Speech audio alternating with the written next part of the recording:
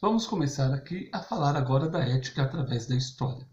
Nas 10 aulas anteriores, tratei aí da definição de ética, de moral, de transformação da moral, enfim, de fatores que estavam relacionados à questão da ética, como liberdade, moral, direito, enfim, determinismo, a concepção dialética da liberdade, enfim. Discutimos aí várias questões relacionadas à ética. Agora nós vamos tratar da ética na história, tá? Algumas definições, algumas concepções, algumas normas da filosofia moral. E vamos começar aí com a antiguidade grega. Como de costume, estou utilizando aí o livro do professor Cotrim, Gilberto Cotrim, Fundamentos da Filosofia, tá? Então vamos tratar da ética grega. Quando a gente fala em ética grega, logo vem a nós a questão do filósofo grego Sócrates. Sócrates tinha ali um grupo de filósofos opositores, um grupo de filósofos com o qual ele debateu e debateu de forma intensa, que são os sofistas, tá? Os sofistas vão afirmar nas suas teorias ou nas suas ideias que não existem normas universais que sejam de forma válida para todo mundo. Ou seja, não existem normas morais universalmente válidas. Os sofistas vão criar aí o que ficou conhecido como moral relativista ou subjetivista. Isso quer dizer que a moral vai depender de cada período histórico, que vai depender de cada sociedade, ou seja, não existe uma norma moral universal que vai seguir ou que vai reger todo o comportamento da sociedade. Ao contrário dos sofistas, nós teremos aí o filósofo Sócrates, como eu disse há pouco, o cara que é considerado aí o pai da moral.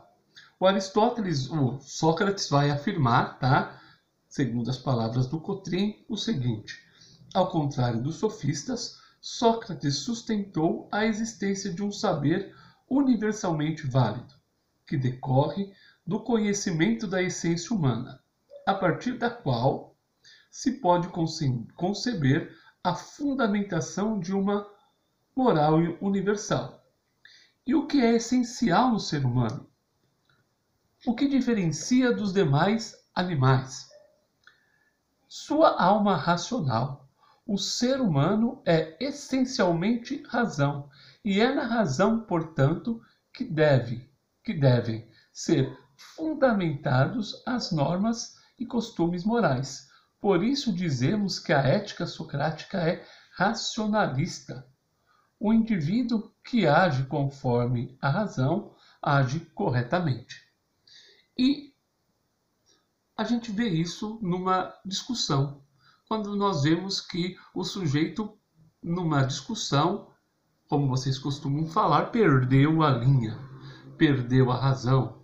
O cara ficou nervosinho, o cara se estressou. A partir desse momento, o indivíduo deixa de agir com a essência humana, que é a sua alma racional. Os homens devem agir racionalmente, porque sua essência é razão. Quer dizer que nós devemos negar os nossos sentidos, os nossos sentimentos e agir racionalmente, porque a nossa alma é essencialmente razão e as nossas vontades carnais, os nossos sentimentos devem ser negados em detrimento da nossa razão. O Platão também vai aí, segundo o professor Cotrim, né, e segundo os comentadores da filosofia, desenvolver um racionalismo ético, tá? E o Platão vai buscar isso a partir da ideia do bem. Vou ler aqui o trecho do Cotrim para deixar isso um pouquinho mais claro. Platão desenvolveu o racionalismo ético iniciado por Sócrates, aprofundando a diferença entre corpo e alma. Argumentava que o corpo, por ser sede dos desejos e paixões, muitas vezes desvia o indivíduo para o caminho do seu caminho para o bem. Assim, defendeu a necessidade de uma depuração do mundo material para alcançar a ideia do bem. Segundo Platão, o ser humano não consegue caminhar em busca da perfeição agindo sozinho. Necessita, portanto, da sociedade, da polis. No plano ético, o indivíduo bom é também o bom cidadão. Isso quer dizer que as minhas vontades individuais devem ser negadas em nome do bem comum. Eu sou um cidadão da polis. A polis está acima de mim, tá? O todo está acima das partes. Eu devo fazer ali a minha ação buscando o bem comum, negando as minhas vontades individuais. O Platão, como eu disse a vocês, vai dividir aí, num determinado momento, a alma em 3 partes, tá? Aqui, vou usar meu amiguinho para definir as partes. A parte aqui, de baixo, tá? Ela é o que ele chama de alma concupiscente.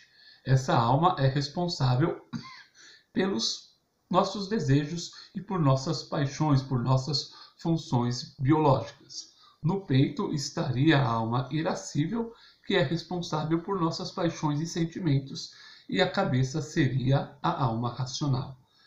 Essas 2 partes são partes mais carnais, são partes mais emotivas e, portanto, elas devem ser submetidas à alma racional. O indivíduo deve negar seus desejos individuais e atender às necessidades sociais, tá? As necessidades racionais. No período grego, ainda nós vamos ter aí uma outra escola chamada o estoicismo, tá? O estoicismo desenvolveu uma ideia que o indivíduo deve buscar uma espécie de autocontrole individual, buscando aceitar o que acontece a ele. Tem uma razão universal que organiza o mundo e aceitar essa razão, esse plano racional, é ser ético, tá? Então, vou ler aqui também, só para deixar isso um pouquinho mais claro, e vou comentar também. Depois do período clássico grego, o estoicismo desenvolveu uma ética baseada na procura da paz interior e no autocontrole individual, fora dos contornos da vida política. Assim, o princípio da ética estoica é a apatia, a apatheia, a atitude de entendimento de que tudo o que acontece e o amor ao destino, o amor fati, porque tudo faria parte de um plano superior guiado por uma razão universal que tudo abrangeria. Desse modo, atingia-se a ataraxia, ou seja, a imperturbabilidade da alma. Tá? Eu tenho também aqui a ética do epicurismo. De forma semelhante, defendia a atitude de desvio da dor e procura do prazer espiritual, do autodomínio e da paz de espírito, ataraxia. Ou seja, tá? Ambas questões aqui levantadas nessa antiguidade grega, na ética socrático-platônica, elas estão relacionadas a desprender-se das vontades materiais.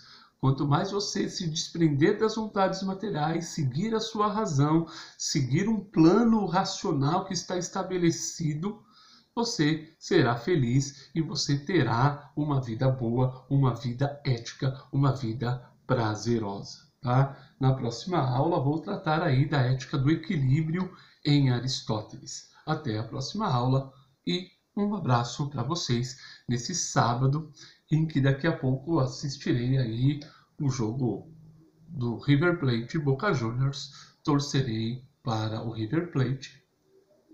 Espero estar certo sobre a minha escolha nesse dia. Até segunda-feira, um abraço a todos e para aqueles que não aparecerem mais na escola, boas férias.